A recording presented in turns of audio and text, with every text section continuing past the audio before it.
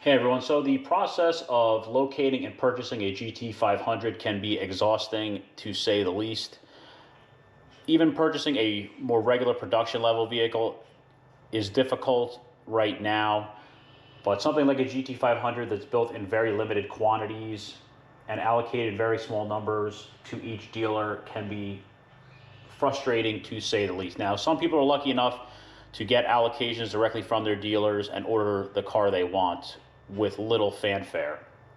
But for most people, it seems that they have to kind of search what the dealers will have coming in for their dealer stock. Now, because each dealer gets a very small amount, that means typically you have to do a relatively large area search. That means looking on the inventory locator on the Ford website, checking car websites like Auto Trader, TrueCar, Cars.com, things like that, to do a much more wide area search for such a limited production car. So the 2022 GT500s are just starting to populate now, and they're coming up at a pretty good pace. They're starting to pop up on all the sales websites. So for those of us that are looking for them, now's the time to kind of start to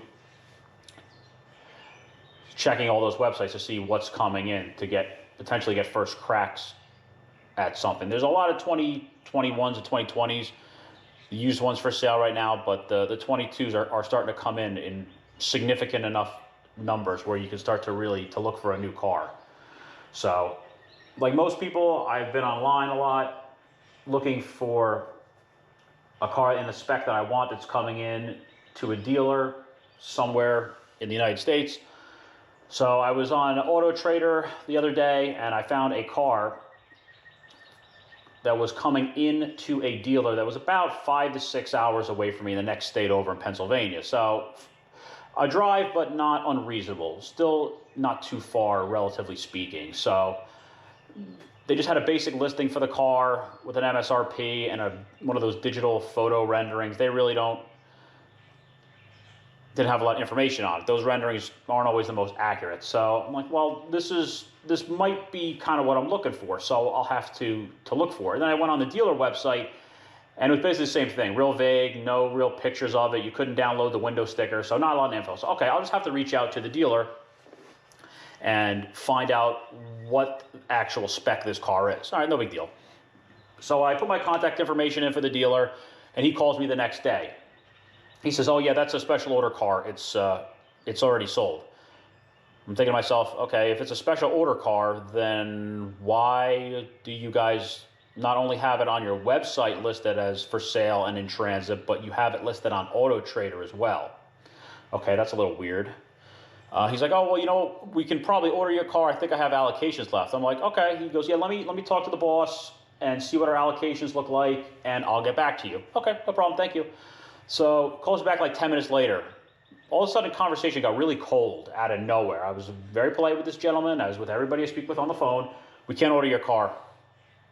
Okay. He goes, we can't order cars for people out of state. Okay. I'm like, all right, is that like a dealer policy or something? He goes, I can't tell you. Okay. Well, thank you very much for your time. And we hung up.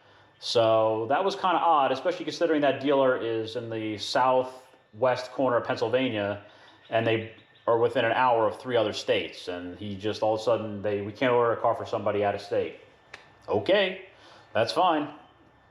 And then I also found another car for sale on TrueCar. So there's quite a few cars listed on there, and this was actually a 21. This was actually a leftover. The car's about 8 months old, and it's pretty darn close to the exact spec I'm looking for. So I'll look at it, and it has like an estimated price on there. Now, to get what is supposed to be the actual price, to put your contact information in.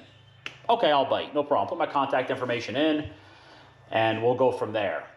Put my contact information in, and it populates immediately. Here's your cash price, and you have an option to finance, and it's the MSRP price. Now, I was a little skeptical with this off the bat, but I'm like, okay, well, I'll bite. They have it advertised here after I put my information in as MSRP, and basically you can go click on a button they have there to start your purchase. Okay, I'll click on the button, start the purchase.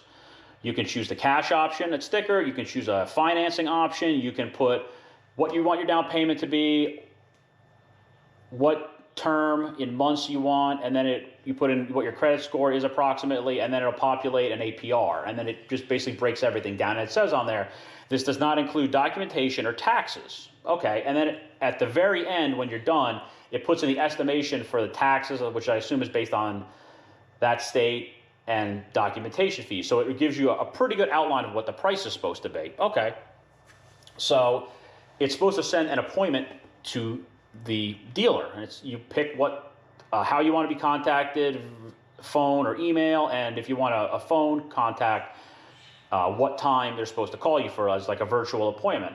Okay, this sounds pretty good. I'll do this. So I set the whole thing up. I send it in. Next day, they're supposed to call me. No phone call at all.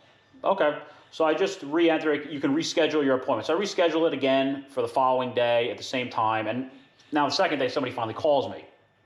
So, very nice gentleman, speaking in for a few minutes about the car. He's like, yeah, what would you like to know? I'm like, well, you guys have it listed on your website, but there's really just digital renderings of it. The window sticker's there, but there's no actual photos of the car itself. I see the car is a leftover 21. It's about 8 months old. And I just want to start off with getting, a little bit more information about the car. Is there anything I need to know about? Any condition issues, problems, issues? No. He says everything's good on the car. It's basically roped off in the dealership showroom. Okay, want to send me? Can we start sending some pictures? Can you send me a picture of the mileage? Can you also send me a Ford Oasis report? So, like I said, a real nice gentleman, very obliging, and got me all the stuff I requested pretty quickly. So I was very impressed that he got me all that stuff right away. And the car is as it appears to be represented. Oasis report looks good. It's got 12 miles on it. Condition looks good. Carbon wheels look good. I don't see really any problems with the car. So he sends me like 30, 40 pictures. I'm flipping through them.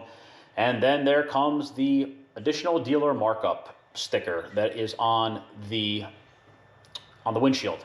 And of course, it's got a $30,000 markup on it. So I'm like, well, I can't say I'm 100% surprised to see this, but let me just call him and speak with him about this. So here's how the phone call went.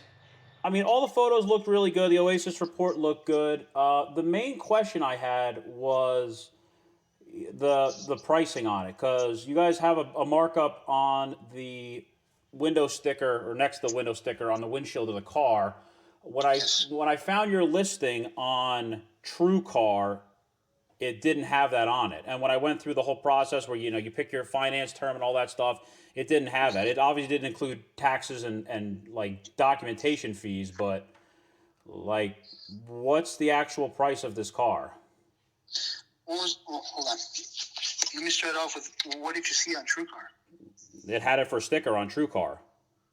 The MSRP? Yes, it said that the cash price of the car was MSRP, but I picked the financing option, and it broke it down. It lets you pick the different terms of what you want. It has different percentages depending on the term, and as well as your credit score. And then you put in what down payment you want to do, and it basically, I guess it forwards it to you guys, I guess. Yeah, I'm assuming that's the way it works. Yeah, the sticker price is what I guess what the manufacturer suggests, and based on the market, that's what the addendum is for, and so they show the market value or how they want to word it. But yeah, so that other sticker, that's the price, which I think it was something like a $30,000 markup or something like that. All right. Well, you guys have it advertised for sticker online on TrueCar, so. Right. A lot of those things, they just go by the VIN, and they just there's different. How can I say this? There's different platforms. Right. That basically just take the VIN from us, and that's the number they reflect. They don't reflect the actual cost or the price from the store. Well, there's other cars on there that do. That's the thing. There's other dealers, they put the markup on there. Oh yeah, so I might have to get with a general manager on that so he can adjust that. Okay. But what I can do, if it helps any, I could talk to them and see if there's any kind of, break on the price that we can do because of that mistake. They said instead of a $30,000 markup, they said the very best we could do is a $20,000 markup. Oh, okay. All right. Yeah, I mean, I could buy a car locally for that much. I could buy a new one, and okay. So, all right. I mean, I'll keep it in mind, but yeah, I can get a new one locally for that kind of money. So. I got you. I understand. So, no problem. All right. Thank you. All right. Well, thanks for your time, man. Bye. Okay. Now, as you can hear, it's kind of unfortunate that this stuff happens because, other cars for sale in there have the markup included or at least advertised on the listing, and it's kind of unfortunate that this is how it goes with these cars, that you set everything up, everything looks good, there's no problem, and then at the last minute they spring this kind of stuff on you. Now, I know that dealer markup is something that people get very opinionated about. Now, I think regardless of how you feel about dealers marking up, I think there's one thing that pretty much everyone can agree with, and that is if a dealer wants to mark up a car, just be upfront about it. I understand, it's a free market, they can set the price, they can do what they want to do, but just be upfront. Don't act like, oh yeah, we're charging a sticker, we're just looking to sell the car. And then, you start the process, you go make the conversations, and then all of a sudden they want to spring something on you last minute. And then, they give you excuses about how, this populates and automatically, and we can't do this, and stop. Everybody knows the games that the dealers play. Just stop doing it. And, maybe everyone could get a little bit along a little bit easier during this buying process than trying to spring stuff on people. Because I really don't think people are going to have a positive reception to having things thrown on last minute as opposed to being upfront. If you're upfront about something, people might not be happy about it, but at least they know exactly what they're getting into, and they can make the decision right then or there whether they want to proceed or they want to no longer be interested in something if they know immediately off the bat. Don't get people starting to the process of potentially buying a car and then spring something on them last minute. I think that's just something really unethical that dealers should just really stop doing. That would make this process a lot easier for everybody to potentially to purchase one of these vehicles. So the hunt continues for a GT500, and I guess I'll have to see what the rest of the year brings, but we're in a very weird time right now,